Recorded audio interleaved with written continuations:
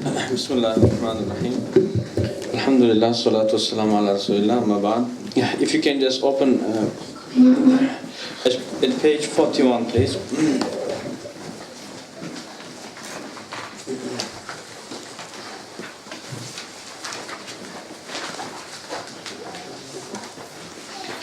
So, it is the chapter of Bab takunu fitnatun al-qa'idu fiha khayrun min al-qa'im. It is the chapter of fitna in which the person who is sitting is better than the one who is standing. حدثنا محمد بن عبيد الله حدثنا إبراهيم بن سعد عن أبيه عن أبي سلمة بن عبد الرحمن عن أبي هريرة تحويل قال إبراهيم وحدثني صالح بن كيسان عن ابن شهاب عن سعيد بن المسيب عن أبي هريرة قال قال رسول الله صلى الله عليه وسلم ستكون فتنة أو فتن القاعد فيها خير من القائم والقائم فيها خير من الماشي والماشي فيها خير من الساعي من تشرف لها تستشرفه فمن وجد منها ملجأ أو معاذا فليعذ به. Rasulullah ﷺ says there will be fitnas in which the person who is sitting is better than the one who is standing, and the person who is standing is better than the one who is walking, and the person who is walking is better than the one who is running. Man tasharrafa laha means anyone who will look out into it. Okay, so let's suppose that tasharrafa in here it could mean two things. One is there is something happening outside, so I will just look through the gate or through the window. That is tasharrafa, because I did look out. Okay, or another thing, anyone who will desire. Okay, tastashifhu, so it will just attract him. So anyone who look into it, okay, just out of curiosity, so fitna will drag him into itself, make him to fall into that. So then, فَمَنْ وَجَدَ مِنْهَا مَلْجَأً, so anyone who finds refuge or any place to run away from it, فَلْيَعُذْ بِهِ, so let him to seek protection. That means let him to go to protect himself there. Inshallah, I'm going to explain it. And if we can just read the second hadith also, it is the same meaning. حدثنا أبو اليمان أخبرنا شعيب عن الزهري أخبرني أبو سلمة بن عبد الرحمن أن أبا هريرة قال قال رسول الله صلى الله عليه وسلم ستكون فتن, there will be fitnas, القاعد فيها خير من القائم, in which sitting person is better than the one who is standing, والقائم خير من الماشي والماشي فيها خير من الساعي. من تشرف لها تستشرف, anyone who will make tasharruf into it, look into it, so he will be pulled into it.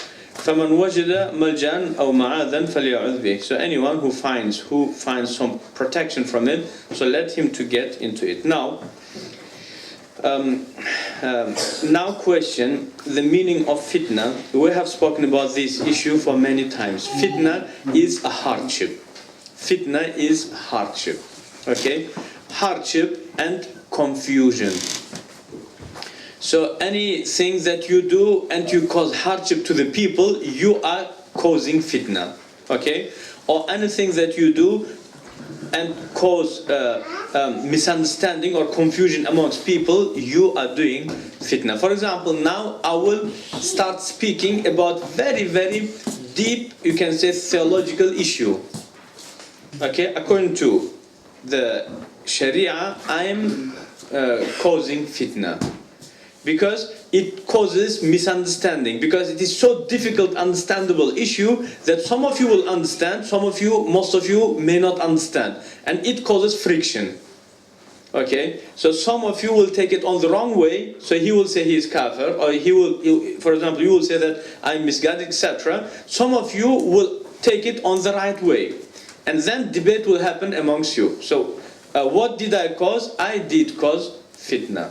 Okay, and as you know, Allah did describe saying fitna is worse even than murderer.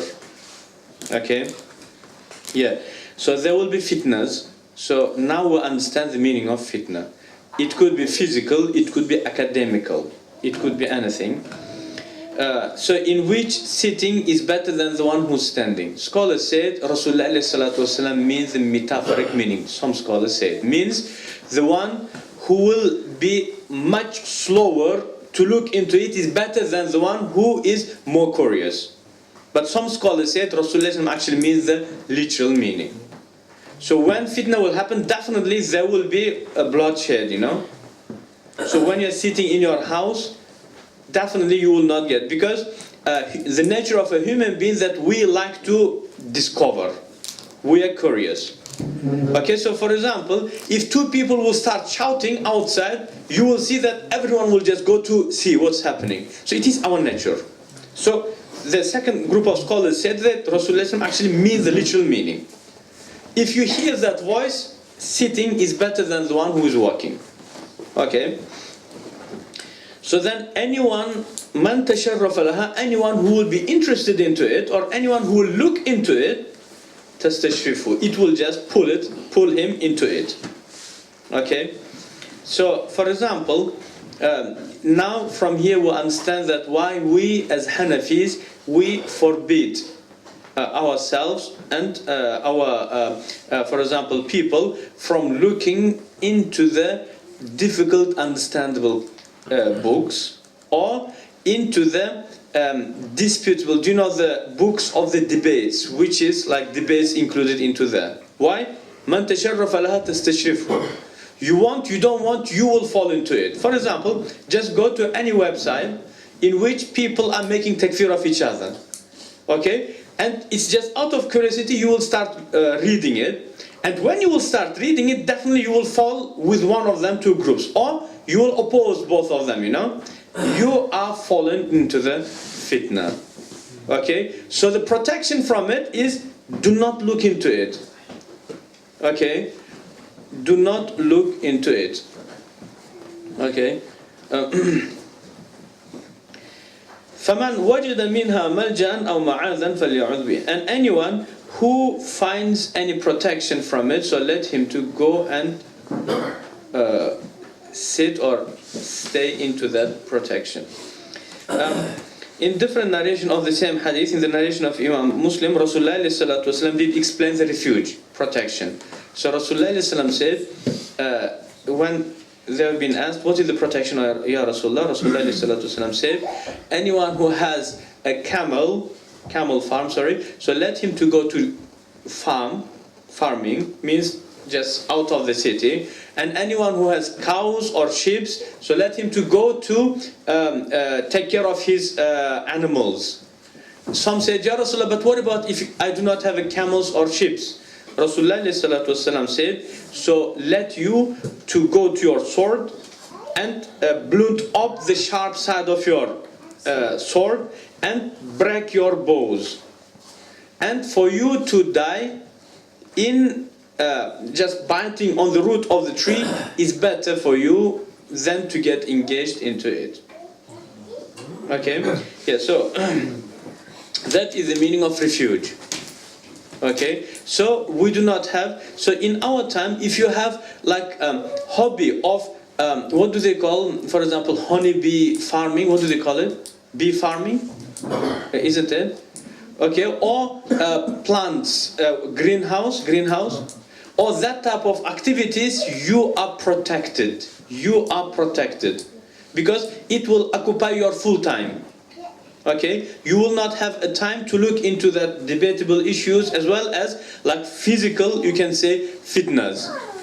Okay, so that is a refuge for you. That is protection for you from the fitnas. Now, further, what is our duty if fitna happens? So our scholars said there are two possibilities. Either there will be imam, means official leader, Muslim official leader. His name, his title could be anything. King, Khalifa, Sultan, anything. Okay? So, if fitna happens and you have official Muslim leader, so you are responsible to protect him and to support him. But what about if there is not an official leader and two groups of Muslims are fallen into the fitna, so then when you have to go for the refuge, leave them all. Okay, just leave them all. And that is another thing. But what about, let's suppose that you are in the situation in which, as Rasulullah ﷺ says, that if someone will come to you, Rasulullah ﷺ said, go into your house. And what about if he follows you? Rasulullah ﷺ said, for you to be killed is better than to be the one who kills. So, do we take it literally or not? Some of our scholars said, you have to be sitting in the house, but if someone follows you to harm you in your house, so then this scholar said, Imam Tabari said, you are responsible to protect yourself and your family. Even if you will be killed or if you will kill, you are excused because you are protecting your honor. Okay? But another group of scholars said, we take the hadith literally. If you kill, you are sinful. So you have to be killed. If it is a matter of killing or being killed, so definitely you do not have a right to kill. As Rasulullah ﷺ said, blunt up the sword and break your bows. Okay?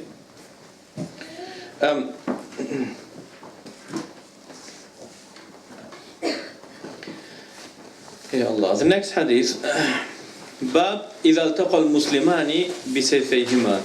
If two Muslims will meet each other with the sword, means if they will fight with each other. حدثنا عبد الله بن عبد الوهاب حدثنا حماد عن رجل لم يسمه عن الحسن قال خرجت بسلاحي ليالي الفتنة فاستقبلني أبو بكر فقال أين تريد.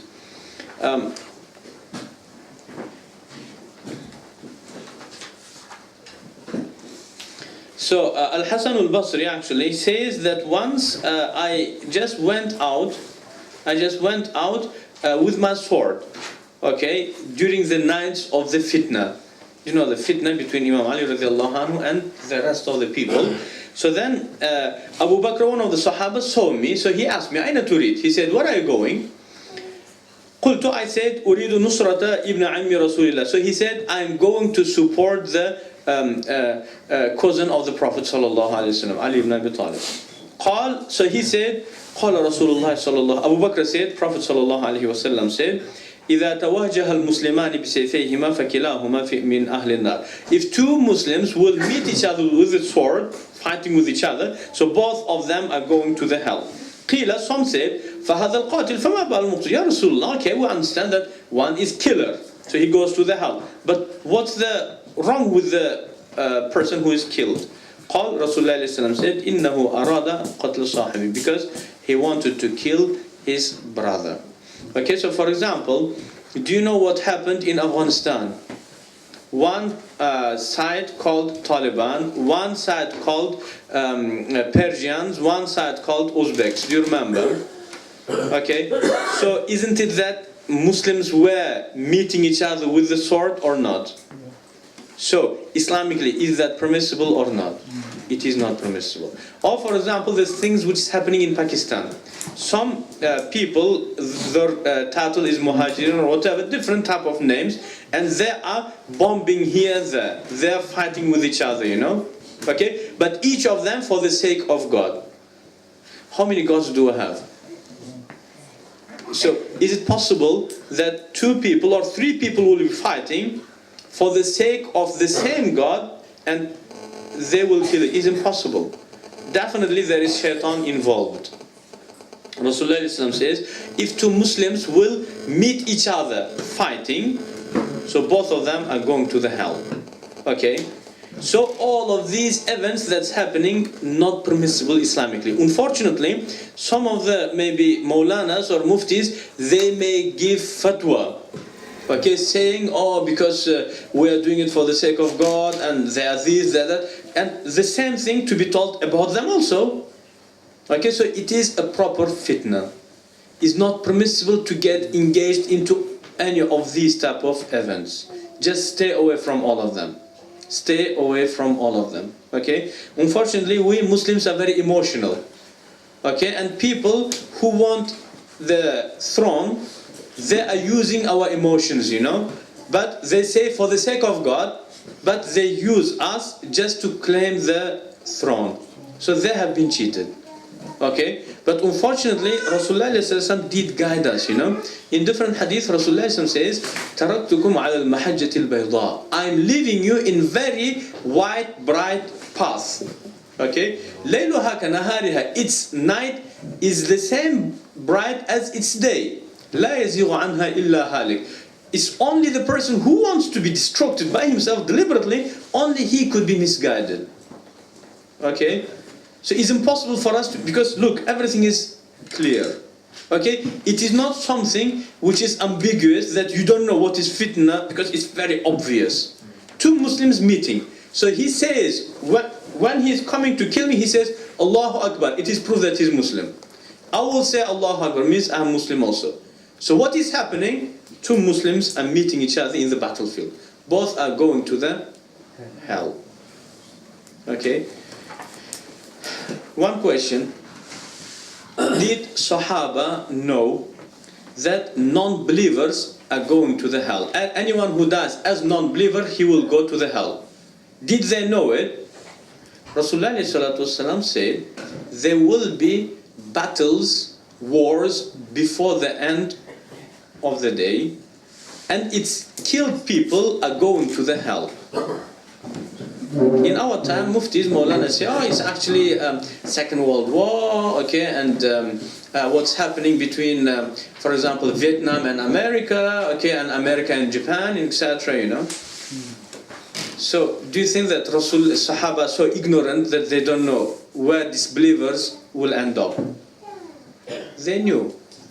But Rasulullah meant something different, which was confusing, you know. Or otherwise, why Sahaba do not know that the one who worships an idol and another one who says there is no God, when they will kill each other in the battlefield, that they will go to the hell? Do you think that Sahaba do not know that? Rasulullah didn't mean that. Rasulullah meant totally different thing. There will be battles, wars before Yawm al-Qiyamah. قَتْلَاهَا فِي النَّارِ. It's killed people in that battle is in the hell. Why? Because of this hadith. Okay, because of this hadith. Okay.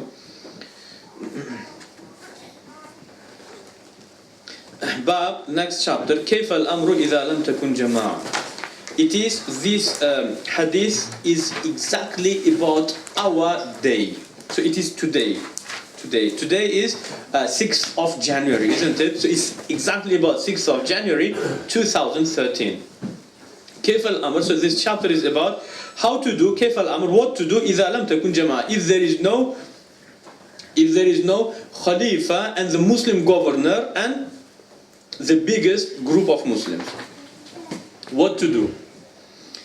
حدثنا محمد بن المثنى قال حدثنا الوليد بن مسلم قال حدثنا ابن جابر قال حدثني بسر بن عبيد الله الحضرمي أنه سمع أبا إدريس الخولاني أنه سمع حذيفة بن اليمان يقول كان الناس يسألون رسول الله صلى الله عليه وسلم عن الخير. حذيفة بن اليمان says people used to ask the Prophet صلى الله عليه وسلم about good. For example, Ya Rasulullah, what's the best Iman? What's the best Islam? How to go to paradise? Okay? So, people used to ask the Prophet about good. وَكُنْتُ أَسْأَلُهُ عَنِ الشَّرِّ. But I used to ask the Prophet about evil. Why? مَخَافَةَ أَنْ يُدْرِكَنِي. Because I was afraid that it may hit me. Okay? فَقُلْتُ. So I said, Ya Rasulullah, إِنَّا كُنَّا فِي جَاهِلِيَّةٍ وَشَرٍ. Ya Rasulullah, we used to be in the Jahiliyyah and in the evil. فَجَاءَنَا اللَّهُ بِهَذَا الْخَيْرِ. So Allah brought this good. فَهَلْ بَعْدَ هَذَا الْخَيْرِ مِنْ شَرٍ. So do you know that there is any evil after this good? فَقَالَ نَعَمْ. Rasulullah said yes. Not the evil, what happened after Rasulullah ﷺ. So do you know the Ummah who destroyed everything, okay? So all of them things. قلت, and then I said, وَهَلْ بَعْدَ ذَلِكَ الشَّرِّ مِنْ خَيْرٍ. Ya Rasulullah, is there any good after that evil? قال نعم وفيه دخان. Yes, there will be some good after that evil, but there will be some smoke. It's not very pure good. Okay, for example, in the times of Abbasids, it is the golden age of Islam. Am I right? But it was not very pure golden age, because it was a time of movement of Mu'tazila. It was the time in which Ahlul Bayt have been oppressed. It was the time in which Khalifas have taken the leadership as a kingdom. So they wouldn't give away the money to its own people, but they would eat it. So there is some smoke. Okay, but the good is there. Abu Hanifa, Imam Malik, Shafi'i, all of them are the good of that time. Okay, but there is smoke. Yeah, there is smoke. I said, وَمَا دَخَلُوا يَا Rasulullah, what's the smoke of it? قال Rasulullah said, قوم يهدون بغير هدي تعرف منهم وتنكر. There will be people, they will not be implementing my way of living. Okay? Now, for example, Ahlul Bayt being oppressed. Okay? And people brought all of them, you can say, Greek philosophy and Greek misguidance into Islam. Okay? تعرف منهم وتنكر. So you will recognize some of you will see some good of them, as well as there will be something that you will not recognize that it is from Islam. Okay, for example, the khulafa eating the wealth. It is not something that Islam orders us to do. Okay, قال, and Hudayfa ibn Yaman said, قلت فهل بعد ذلك الخير من شر. So he said, Ya Rasulullah, is there any evil after that good? Rasulullah said, Naam, yes, there will be some evil after that good. And what is the evil after that good? Du'atun, people who are calling. Da'i, du'at. How to say da'i? Propagating, what? Sorry? Yeah, the one who calls. Sorry, invite. No, the person who is inviting. Yeah, the one who is doing it. Preachers, yes. Du'atun ala abwab jahannam. The people, who are making da'wah, but they're standing in front of the gate of the hell. Okay? Man ajabahum ilayha qadhafu. Anyone who will accept their invitation, they will throw him into the hell.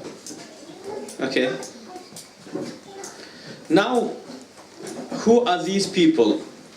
What Rasulullah ﷺ exactly talking about in here? So, some of the scholars said it's Karl Marx, Engels, and Lenin, and these people. Why? Because they are the people who are standing on the gate of the hell, and anyone who accepts their thing, communism, socialism, all of them things, they will throw them into the hell. Now my question, the Kufri message, was that in the time of Rasulullah ﷺ also or not? Of course. Rasulullah ﷺ is talking about totally new people and new event. Okay? Democracy and communism, it is coming from the ancient Greek, you can say, philosophy. It is not something new. Rasulullah ﷺ is talking about something totally new. Karl Marx cannot be one of them. Rasulullah ﷺ doesn't mean, because is it fitna? Is it something misguiding? No. Everyone knows. Amara. But it is something that looks like our thing, but it's actually hell. Okay? And also another refutation of the opinion that says that it is Charles Darwin and Karl Marx and others. Look at what Rasulullah says. Qultu, Hudayfa says, Ya Rasulullah, sifhum lana. Please, can you describe them? Who are these people? قال Rasulullah said, Hum min jildatina. They are the young people amongst us. Jalid means strong, active, enthusiastic amongst us. Karl Marx, was he Muslim one day in his life? Never. Charles Darwin? Never. Okay? So Rasulullah, Du'at ala abwab is not them. It is amongst us. وَيَتَكَلَّمُونَ بِأَلْسِنَتِنَا. And they speak in our languages. I say, it is scientific miracle of the Prophet ﷺ. In the time of the Prophet, what was the language of Muslims? It was only Arabic. Rasulullah using a plural. They speak in our languages. What is the language of Muslims now? It's plural. Is English Islamic language? No. Urdu, Turkish, Uzbeki, Arabian, Kurdish. Am I right? Okay, so all of them Barbary, Moroccan, Amazighi. Okay, so all of them languages are our language. So it's not Karl Marx, it's not Engels, you know, and it's not Darwin also, because they do not speak. They are not young people amongst us, as well as they do not speak in our languages. It is us and ourselves.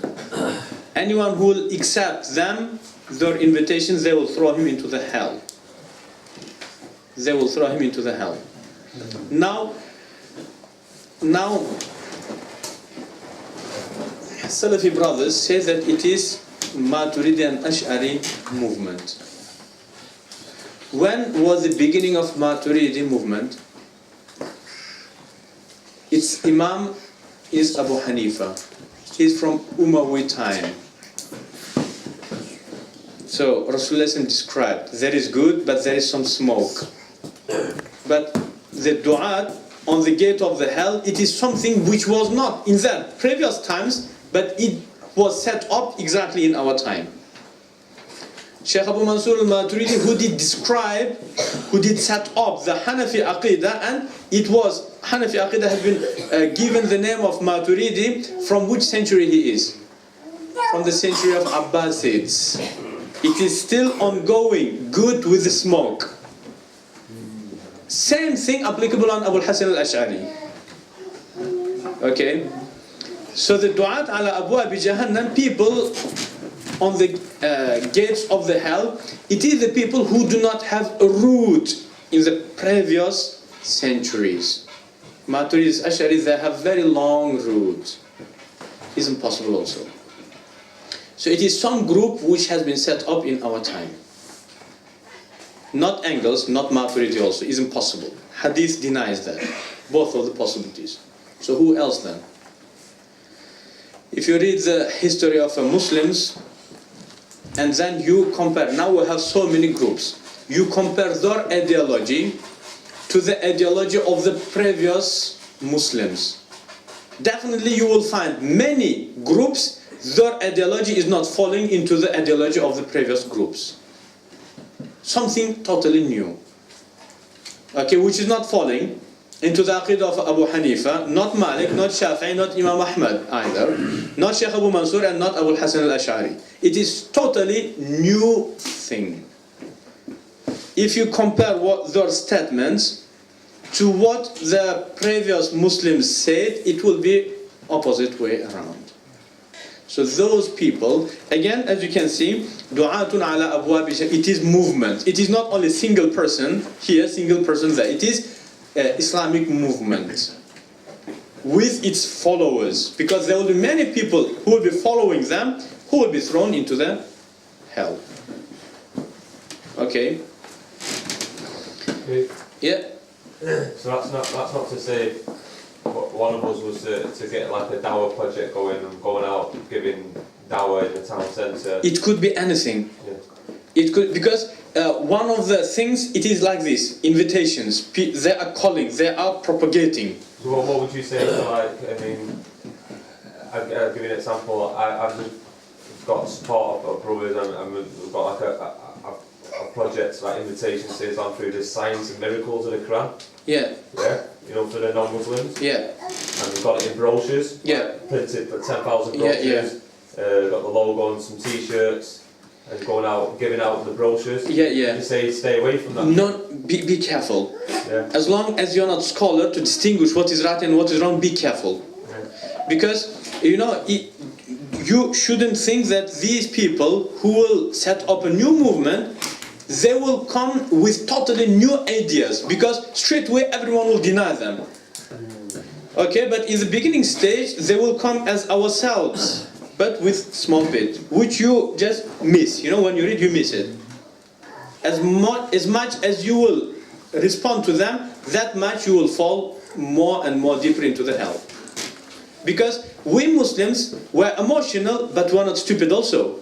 Someone comes to you saying, oh, you know, Abu Hanifa is kafir, Malik is kafir, he is kafir. Straight away I will say, means you're also kafir. Okay, I'm going. No one will accept. It is something that will come from my own side. Sheikh, like an example of the group Nation of Islam. there were set up in America that Yeah. they believed in like a totally different group. So we need to look if they do have a root back in the history. That's what, or otherwise definitely it is them. But it's not only one. That's it. That's it. So it is not. It is not because Rasulullah didn't say da'i, but Rasulullah is saying du'at. So it's not only one movement, but many movements. It is the movements which do not have a root, okay, in Islam. But it is totally new. Because the groups which have a root in Islam, they do not take us to the hell. Or otherwise, Islam will take us to the hell also. Okay? But it is totally newly established movement. Yeah. 5 minutes, okay. Sheikh, then we have the opposite that figure out these movements. Yeah. And they go a bit harsh and then that, really eliminate them. We Maturidis, I'm really sorry to be Maturidi, but we are very strict. Our Imam, Shaykh Bazdawi, Al-Imam al-Bazdawi radiallahu anhu, says that it is not permissible for the average person to read the books of the misguided groups, because definitely you will get affected. Okay? Then he said, read our classical authentic books. Okay? So, what I do advise you to start studying the classical Islam. And when you will have tough knowledge, then you can look into the books and brochures of the new movements. Okay? Because or otherwise, definitely you will get affected. Because some of the things that they say, it looks very bright, very flashing, looks so amazing. Okay? But you don't know that it is like a poison was put inside of the honey. Okay? So let's finish off the hadith. قلت, so Hudhayfah ibn Yaman says, I said, فَمَا تَأْمُرُنِي إِنْ أَدْرَكَنِي ذَلك. So he said, Ya Rasulullah, what you will order me to do if I will be in that time? قال Rasulullah said, تَلْزَمُ جَمَاعَةَ الْمُسْلِمِينَ وَإِمَامَهُم. You will be attached to the majority group of the Muslims. By the name of God. From the time of Imam Abu Hanifa up to our time, the majority, vast majority, it was Maturidis and Ash'aris, the followers of 4 Imams.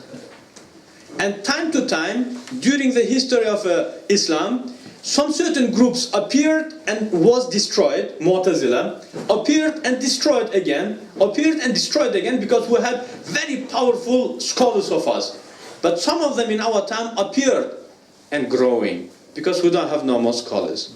So you stay with the majority. What is the majority? Which was from the time of the Prophet till our time. Okay? Stay with them and stay with Imam, the main leader, Khalifa, whatever, Muslim leader, governor. قلت, and then I said, فَإِن لَمْ يَكُنْ لَهُمْ جَمَاعَ وَلَا إِمَامٍ. But what about, Ya Rasulullah, if they will not be the majority in that time? For example, in our time, I did mention many times, I haven't seen a single Maturidi scholar. As well as I haven't seen a pure Ash'ari scholar except 2 or 3. Okay? They were the majority when there was great scholars. Imam Nawawi, Qurtubi, okay, Qadi Iyad, okay, Ibn al-Arabi, all of them hugest brains of Islam. When they were there, Ash'aris and Maturidis were the majority. When greatest scholars disappeared, we became the minority. When ignorance is spread, we became the minority. Okay? So now, there is no group, there is no majority, and there is no leader also. What to do? فَاعْتَزِلْ تِلْكَ الْفِرَقُ كُلَّهَا. So leave all of them movements. Do not get engaged to any of them. Leave all of these movements. وَلَوْ أَنْ تَعَضَّ بِأَصْلِ شَجَرَةٍ حَتَّى يُدْرِكَكَ الْمَوْتُ وَأَنْتَ عَلَى ذَلِكَ. So even if go and bite on the root of the tree, and even it will necessitate you to die on that position, so die like that. But leave all of them. Yeah. Just going back to the description here, Yeah. Rasulullah told us that they were speaking our language. Yeah. And they will be young. Yeah, Jildatina means it's like very energetic. That's what I was going to ask. Yeah. So it's the characteristics of youth, energetic. Yeah, exactly. So the establisher of these movements is youth, young, energetic, enthusiastic people. Enthusiastic, yeah. Yeah, jildatina means like jalid. So it's not necessarily the age that will be young, but No, but active, enthusiastic. That type of people will set up these type of movements. they are set up Yeah. Du'at, these type of movements. like people who are calling. Right. Yeah. And going back to previous hadith, Yeah. when Imam Ihsan al-Basri Was going, yeah. and they met, and this is telling you that two Muslims shouldn't be killed. The Sahaba They were engaged, yeah. How do we? So we say there are some small issue. Fitna is fitna when we're confused. So if you remember, Rasulullah ﷺ said to Ammar, rebellions will kill you. So all of the Sahaba, most of the Sahaba, they stood back. Ibn Abbas, Ibn Umar, all of them stood back. And as soon as Ammar ibn Yasir has been killed, everyone just went to join. Because now there is no fitna no more. Now haqq is clear. Because what Rasulullah predicted about Ammar, radiallahu anhu, the rebellions will kill you. And Ammar radiallahu anhu was with Ali radiallahu anhu. And as you know, the army of Syria killed Ammar ibn Yasir.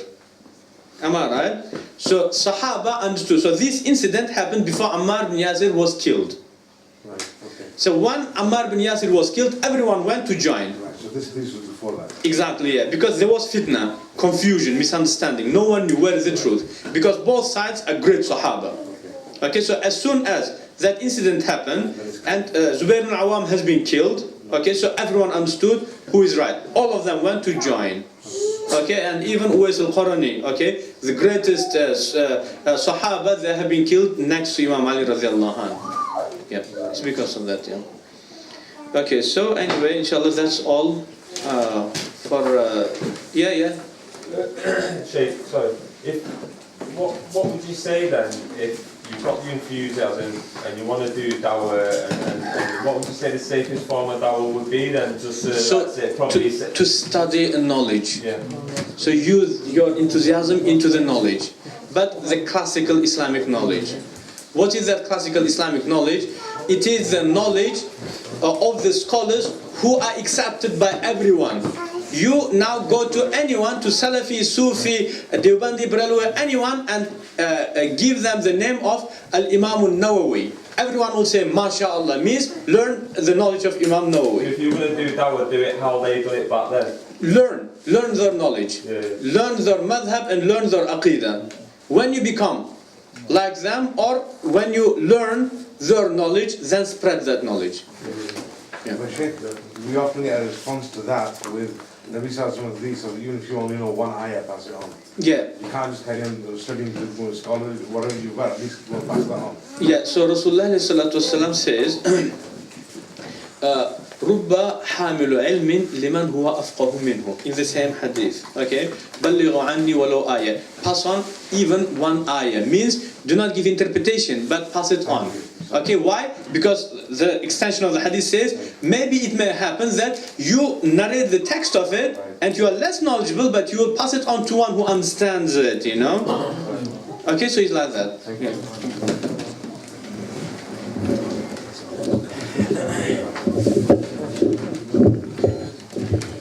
Okay, Jazakallah for that. Right, just a quick recap about what we've done in terms of the lessons of the last few days. So initially we broke up the course into a few different chapters. The first one was just reading Bukhari. So for that you receive the ijazah. Then on top of that, what we added was, which just to the lesson we're just finishing now, which was studying Bukhari, which is in essence a commentary, but it's more than a commentary, it's studying it properly. So Shaykh went through 3 hadiths in Bukhari and spent 4 hours on them. So we had 2 hours on the aqeeda one, 1 hour on the fiqh one, and then about 45 minutes on this one. So that's the method of studying. So in the same way as we announced before, that's the way Mishkas be studied. So once someone studied up Imam Malik, and he spent 60 days, and over 60 days he learned 70 hadiths. And then he said, oh Imam, in 60 days I've learned 70 hadiths. So then the Imam said back to him, should I have gone slower?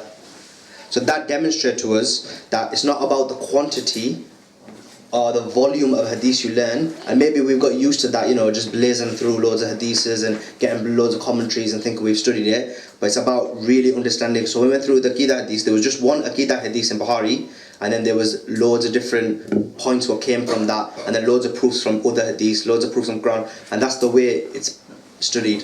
So then we did the studying of Bukhari, because I think some people were a bit confused and thought there's no commentary happening. So that's what we did. So we spent 4 lessons on the studying of it, and then what we did was, as an extra, we also gave people understanding of what hadith is, what mustalah is, because it's okay studying Bukhari or understanding what the text is, but then if you don't, you also need to know the context of it. So when people say Sahih Bukhari, what does Sahih Bukhari mean? So then we put these extra little topics in for you, just to give you a true understanding of the background behind it. Because what we want is anyone who comes to any of our retreats, any of our lessons, they feel like they've learned something. It's about knowledge. So our institute is about knowledge and learning. If you want to join something which makes you feel happy or feel good, then maybe that's not our type of retreat. Then you need to go to a retreat which is all about, the Joshi level retreats. So each institute has their own expertise. So ours is knowledge. So what we want is people, when they've left it, they've learned some extra new information, and that's helped them in their life, and hopefully that can be expanded on later, and it's a window into hopefully further studies for everybody. Right, okay, so now what the plan is, Brother Mareeb is going to take people out. I think men and women are going to be separate, aren't they?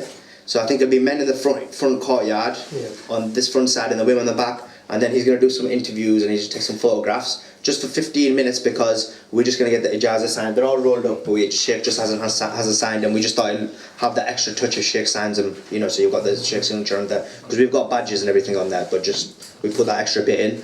So from now till 22, everyone's going to be outside doing that. And then what will happen is the ijazah will be ready, then we'll do an ijazah ceremony. If any of the women or any of the men don't want to come to the front to receive the ijazah because they're a bit shy or whatever, that's fine, just let us know and we'll just put yours aside and we can give it to you at the end. So whichever you feel comfortable with, that's going to be available. So 22 we come back, then we'll give the ijazah. There'll be some feedback forms as well. Just give us feedback, because this is our first retreat. Obviously we're going to make mistakes, we want to learn from them, we want to make it better next time. So just give us some constructive feedback and we'll definitely take that on the board. Anything else? No, brilliant. Any questions? No, okay, brilliant. So if everyone could just move outside for the next 10-15 minutes, interviews are going to happen, be enthusiastic. Sorry.